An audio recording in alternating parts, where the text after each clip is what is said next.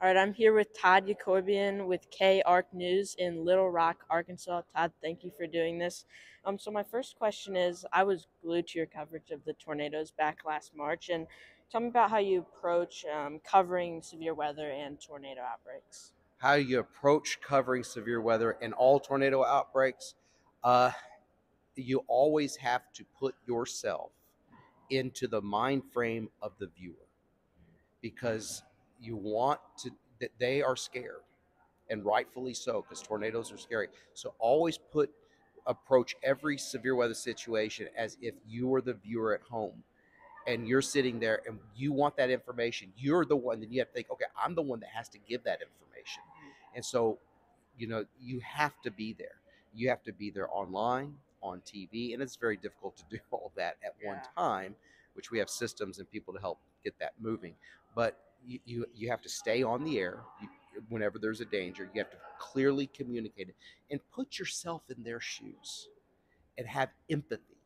That's the one thing that I would love for your generation to understand, and I'm sure you do, but there's some have empathy for the people who are watching because they're scared.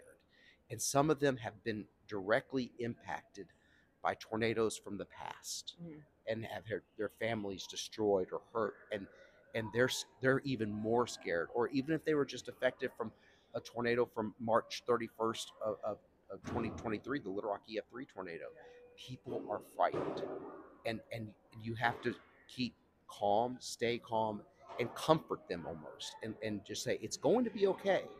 If there's something on that level, I'll let you know.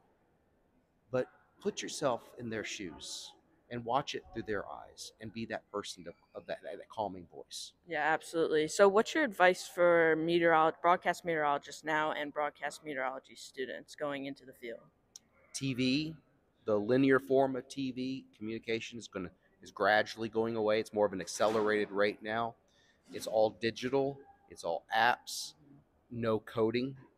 Meteorology and how to forecast is always going to be the backbone, the foundation of what you do.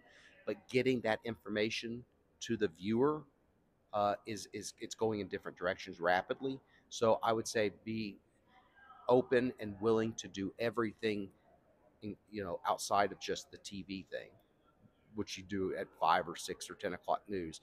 You have to be there if you want to be successful in television, or I shouldn't say television, but in media, with meteorology and media.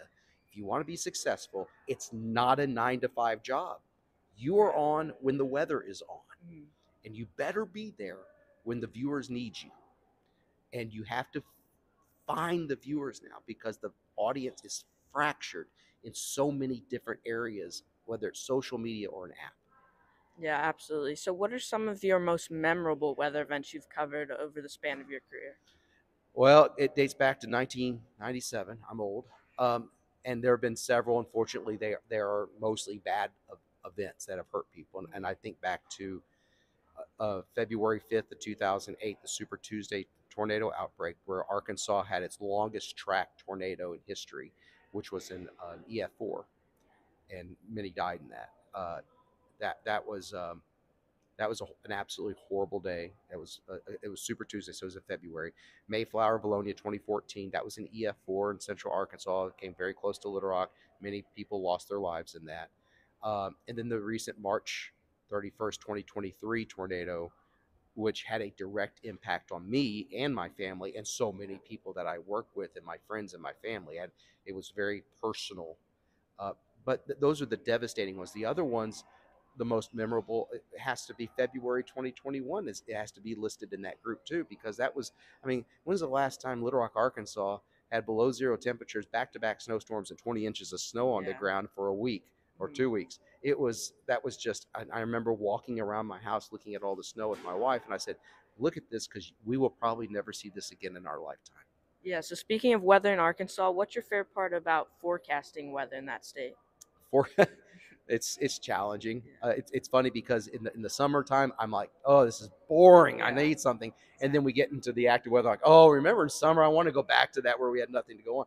But I love the challenge of forecasting, especially snow forecasting, because snow forecasting is so difficult, Mm-hmm. and I don't know why I'm gravitating. I love snow because I'm a kid. I'm still a kid. I'm 50 years old and I'm a kid. Uh, but it's just so challenging and it's fascinating that such a minuscule amount of water can completely change a forecast. Such a tiny amount of water can do that, and that's the challenge is what I gravitate towards. All right. Well, thank you for doing this with Hey, us. thank you for what you do and keep it up. You do a fantastic. This is awesome that you're doing this. Thank Keep you. it up and follow your passion, follow your heart. Don't worry about money, Thank you. okay? Thank you. Because that will follow if you do what you love. All right. Thank All you right. very much. All right.